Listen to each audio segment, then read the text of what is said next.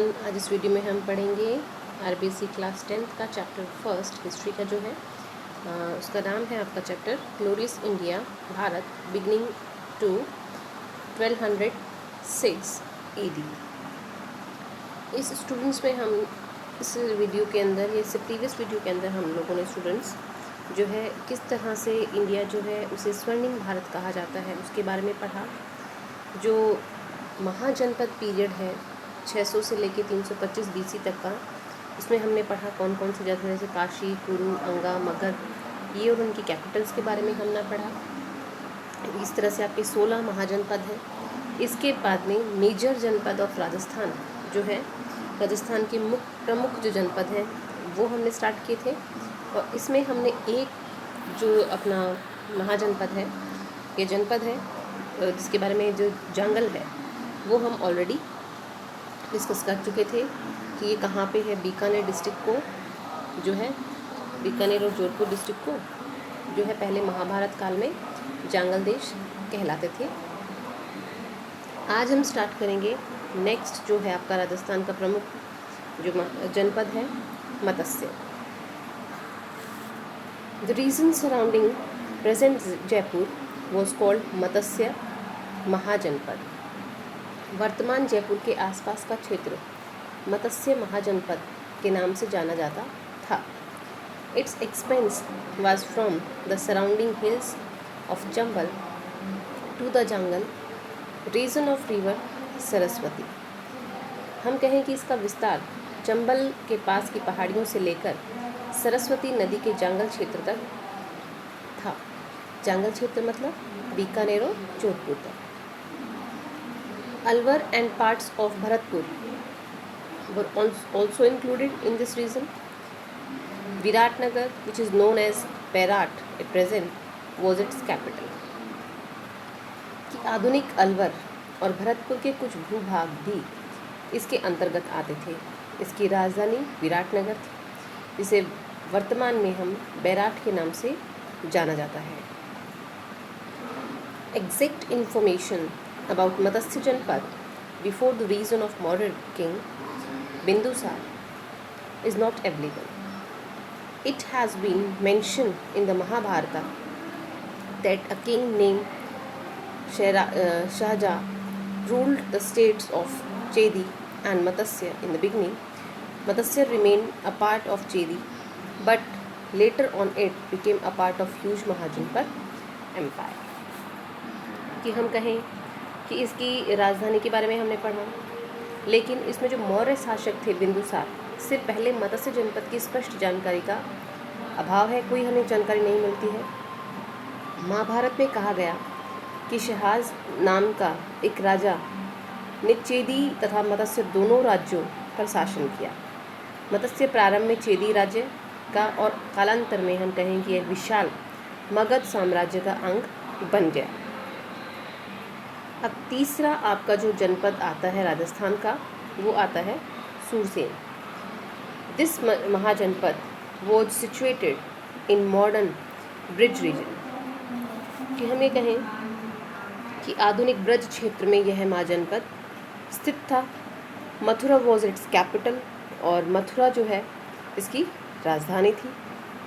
Ancient Greek author called this state Sourasenoi and its capital as Mathura. According to the Mahabharata, Yadav dynasty ruled here. हम ये कहें कि प्राचीन यूनानी लेखक इस राज्य को सूरसेनोई तथा राजधानी जो इसकी थी मथुरा उसे मिथुरा कहते थे। महाभारत के अनुसार यहाँ यादव वंश का शासन था। Most of the parts of Bharatpur, Dholpur and Karauli districts came under Shurasena Janapada. Bharatpur है, धौलपुर है, करौली जिलों के अधिकांश भाग जो हैं शूरसेन जनपद के अंतर्गत आते थे। Eastern part of Alwar district was also in Shurasena. Vasudeva's son lord Krishna was link with this mahajanapada और जनपद। हम ये कहें कि अलवर जिले का पूर्वी भाग भी शूरसेन के अंतर्गत आता था। वासुदेव के पुत्र श्री कृष्ण का संबंध इसी जनपद से था। अब अगला आपका जो जनपद आता है Shivi. Shivpur was the capital of Shivi Janpad, and King Sansin had defeated it along with other tribes in the Battle of 10 Kings। कि शिवी जनपद की राजधानी शिवपुर थी तथा राजा हम कहें कि सुशिन ने इसे अन्य जनजातियों के साथ 10 राजाओं के युद्ध में हम कहें कि पराजित किया था। Ancient Shivpur has been identified with a place called Shorkot in present Pakistan. कि प्राचीन शिवपुर की पहचान वर्तमान पाकिस्तान के शोरकोट नामक स्थान से की जाती है।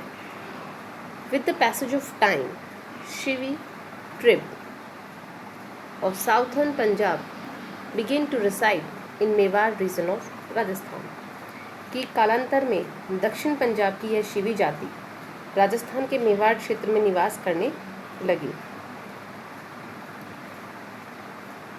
नागारी situated near Chittor was the capital of this janapada. हम कहें कि चित्तौड़ के पास स्थित नगरी जो है इस जनपद की राजधानी थी। फिर Shivi coins have been excavated from the various places of Mewar. कि मेवाड़ के अनेक स्थानों से शिवियों के सिक्के भी प्राप्त हुए हैं। 5 cave edicts written in Brahmi script have been excavated from place near Mandsaur. From these edicts, we come to know about the expansion of the Shivi Janpad from west to south east।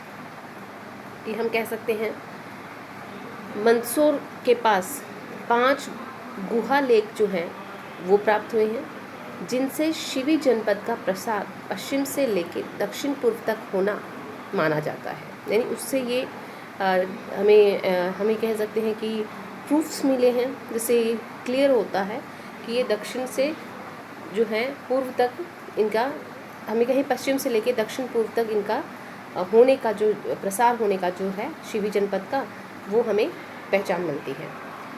Despite the prevalent Republican administration system, the actual administrative authority of these जनपद was in the hands of aristocratic families। गणतंत्रात्मक शासन प्रणाली के बावजूद इन जनपदों की सत्ता या हम कहें कि राज सत्ता जो है कुलीन परिवारों के हाथ में ही थी। इन परिवारों की प्रतिनिधि ही संथागार सभा में प्रमुखों के रूप में शासन की व्यवस्था करते थे। The representative of these families managed all the administrative affairs chiefs of Santhagar Sabha. यानी जो जनरल असेंबलीज होती थी उनमें इन्हीं फैमिली के जो हमें कहें कि जो लोग होते थे वही सब चीज़ें अरेंज करते थे। The member of Santhagar could express their opinion on specific issue. This was called, हम ये कहें कि इसे अनुविरोध जो है अनुविरोध जो है कहा जाता था। जो विषय विवादग्रस्त होते थे उन पर मतदान कराया जाता था। हम कह सकते हैं कि the topic disputes were voted upon multi coloured bars were used in the process of voting. यानी कुछ मामले ऐसे आ जाते थे कि जब ये लगता था कि नहीं, इसमें वोटिंग करना ज़रूरी है, लोगों की सहमति लेना ज़रूरी है, तो वहाँ पे क्या होता था कि ये लोग जो है वोटिंग करवाते थे। अब वोटिंग किस बेसिस पे होती थी कि मतदान में बहुरंगी शलाकाएँ जो हैं काम में ली जाती थी। और फिर हम कहें कि संथागार जनपदों की सबसे बड़ी संस्था थी। राज्य की नीति के आधारभूत नियमों का निर्धारण इसी सभा में होता था। विशाल गणराज्यों में केंद्रीय संथागार के अलावा प्रांतीय संथागार भी होते थे। कालांतर में गुटबाजी एवं आपसी फूट के कारण इन गणराज्यों का पतन हो गया। यानी हम कह सकते हैं कि जो basic principles of the state policies were determined in this assembly, जो भी बेसिक प्रिंसिपल्स होते थे उनको यहाँ पर डिटरमाइन किया जाता था। In large republics provisional assemblies were also exacted apart from central assemblies. With time these republics decline due to mutual conflicts and factions. यानी इनके अंदर जो आपसी फूट थी, गुटबाजी थी, उसी के कारण इन गणराज्यों का क्या हो गया, डिक्लाइन हो गया, पतन हो गया। फिर हम कहें कि to exist the expansionist policies of contemporary monarchies were also responsible for the decline of these republics. हम कहें कि समकालीन राजतंत्रों की विस्तारवादी जो नीति थी न्यूनाधिक रूप से इनके पतन के लिए जो है हम कह सकते हैं कि उत्तरदायी मानी जाती है। यानी काफ़ी हद तक इन लोगों ने खुद ने ही अपने जो राज्य थे उनका क्या कर दिया, पतन कर दिया आपसी डिस्प्यूट्स की वजह से, या जो इनके बीच में जो हम ये कहें कि जिस तरह से इनके बीच में वो हो गया, डिस्प्यूट्स हो गए, कॉन्फ्लिक्ट्स हो गए, मतभेद हो गया, विरोधाभास हो गया, तो उनकी वजह से जो है इनकी आपसी गुटबाजी के कारण ही ये लोग अपने पतन का कारण बन गए। अब सेकंड टॉपिक जो आपके इस चैप्टर में आता है, फर्स्ट टॉपिक था आपका महाजनपद काल, जिसमें हमने जो है पूरे जनपद काल जो है पूरे देश में कौन कौन से थे उनके बारे में हमने पढ़ा। फिर राजस्थान में कौन से थे उनके बारे में पढ़ा। तो राजस्थान में जैसे कि ओवरऑल इंडिया में हमने देखा कि तो 16 महाजनपद थे। राजस्थान में हमने बात की तो 4 आपके जो है जनपद यहाँ पे हमने देखा, जांगल है, मत्स्य है, सूरसेन है और शिवी है। इसके बाद में अगर हम अपना नेक्स्ट टॉपिक उठाते हैं इस चैप्टर का तो वो है मौर्य, शुंग और सातवाहन, गुप्त, वर्धनपाल, और हम कह सकते हैं कि जो राष्ट्रकूटा, चोल, पल्लव और चालुक्य जो साम्राज्य था, उनकी जो डायनेसिटी थी, उनके बारे में हम यहाँ पे पढ़ेंगे। तो इसमें अगर हम स्टूडेंट्स देखें कि इन लोगों ने किस तरह से यहाँ पे सबने शासन किया, तो इनको 1 बाय 1 हम लेंगे यहाँ पे। तो सबसे पहले हम जिसको लेंगे अपने डिस्कशन में वो है आपका मौर्य डायनेसिटी या मौर्य वंश। यानी इसमें इस टॉपिक में हम मौर्य वंश के बारे में पढ़ेंगे, कहाँ कब उनका ये जो महाजनपद है ये स्टार्ट हुआ, कितने टाइम तक उन्होंने यहाँ पे शासन किया, वो सब चीज़ें हम इसमें डिस्कस करेंगे। फिर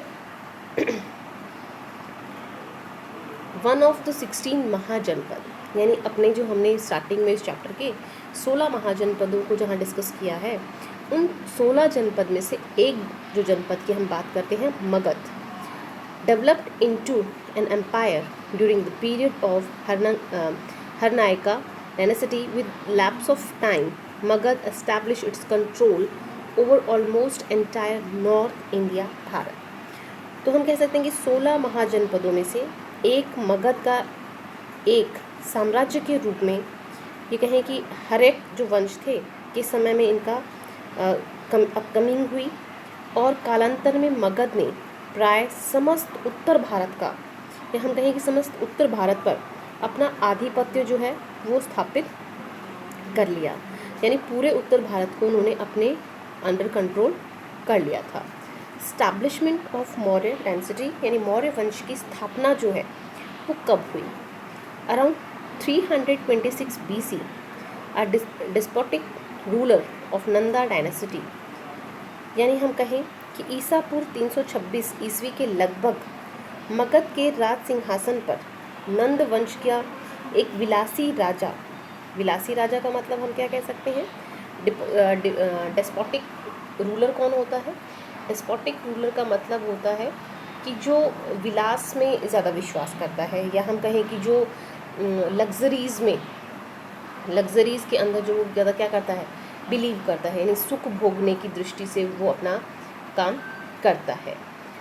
फिर तो इसका नाम क्या था इस राजा का? तो हम वो कहें कि धननंद जो है, इसका नाम था रूल मगध। इसने मगध पे शासन किया। At that time north west India, Bharat, was terrified with the Alexander's invention. इस समय पश्चिमोत्तर भारत जो है सिकंदर के आतंक, हम ये कहें कि सिकंदर से आक्रांत था या उससे बहुत ज़्यादा डरे हुए थे। The subject were sufferings from the architects of their king. प्रजा अपने राजा के अत्याचारों से भी क्या थी? पीड़ित थी। यानी जो राजा था वो भी उनका क्या था? एट्रिकोटिक्स था। यानी हम ये कहें कि उसको कह सकते हैं कि अत्याचार वो बहुत ज़्यादा लोगों पे करता था। People of the state were dissatisfied with him. उसके जो शासन के या उसकी जो प्रजा थी वो उससे बिल्कुल भी संतुष्ट नहीं थी, या हम कहें कि ऐसे कर भार के कारण जो है लोग काफ़ी उससे परेशान थे। Because of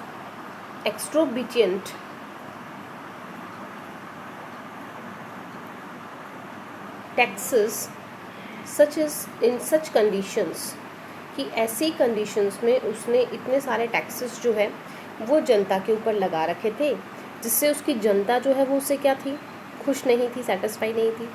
Magadh was in need of a person who could eliminate the problems which had risen due to foreign invention and establish the ideal of an all-powerful emperor by uniting the state. तो हम कहें कि इस परिस्थिति में मगध को एक ऐसे व्यक्ति की आवश्यकता थी जो विदेशी आक्रमण से उत्पन्न संकट को दूर करे और उसे एक सूत्र में बांधकर चक्रवर्ती सम्राट के आदर्श को चरितार्थ करे.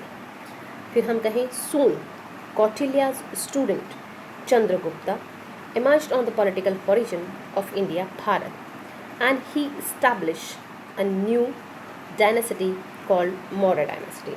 कि शीघ्र ही भारत के राजनीतिक नवमंडल पर कौटिल्य का शिष्य चंद्रगुप्त प्रकट हुआ तथा एक नवीन राजवंश मौर्य वंश की उसने क्या की, स्थापना की. तो चंद्रगुप्त जो है ये कौटिल्य का एक शिष्य था और इन्होंने जो है हम ये कहें कि जो धननंद जो था ये एक मछुआरा था जिसने उस राजा जो वहाँ के शासक थे मौर्य वंश के, तो उनको उसने उसकी जो रानी थी उसको अपने प्रेम जाल में फंसाकर राजा का वध कर दिया था और ख़ुद वहाँ पे उसने शासन शुरू कर दिया था. इसके डर से जो उसके एक रिलेटिव थे जो उनके जो राजा थे उनके, तो उन्होंने अपने बेटे को जो है क्या कर दिया था, एक गाँव वाले को दे दिया था.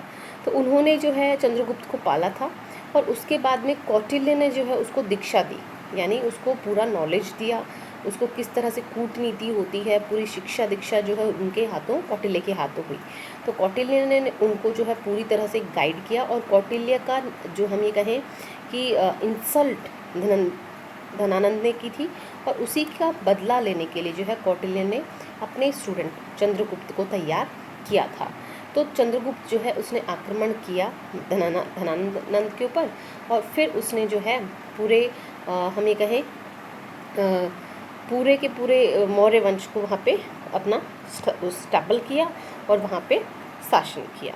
अब इसमें आपका नेक्स्ट आता है चंद्रगुप्त मौर्य.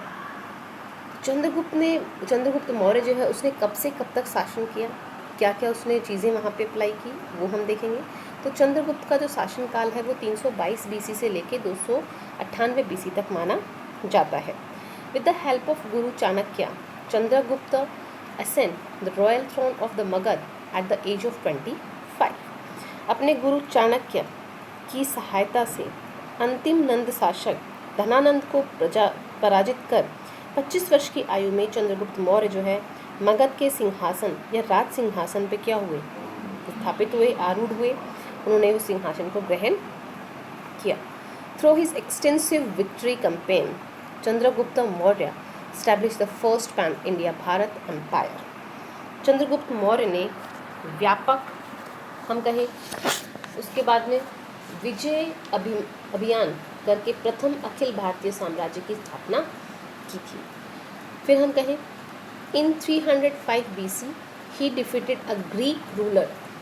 उसने जो है 305 ईस्वी में तत्कालीन यूनानी जो शासक थे सिलुलस नेक्टर जो है उनको उन्होंने हराया.